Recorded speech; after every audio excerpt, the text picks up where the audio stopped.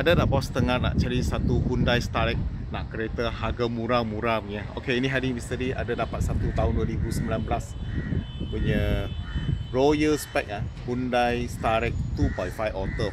Yang ini kereta ada 12 seat lah. Okey, ini hari Mr. D nak jual harga murah-murah saja, 17,000.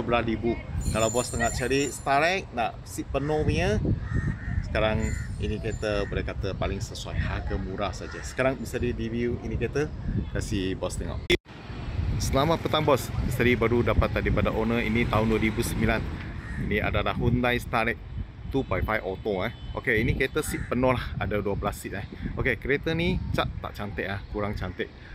Tapi engine tak ada masalah, engine gearbox tak ada masalah, suspension pun bagus lagi, tak ada problem Lampu kiri kanan semua okey, tak ada crack, tak ada pecah, belakang pun sama Okey, cuma cat lah kurang cantik Bawa sedap lagi. Tayar bunga ada 50% pakai lagi setengah tahun, kena tukar Okey, kereta ni semua body cat lah, lain semua okey. Seat dalam ada sikit tempat ada crack itu kena belanja wang untuk bikin sikit lah. Kalau nak lawa satu layer 2000 buat satu layer dengan seat, kena belanja 700-800 untuk kasih lawa Okey, ini hari Mr. D nak jual murah-murah. Ini condition macam ni lah, cat tak ada cantik, sama dengan seat ada sikit koyak.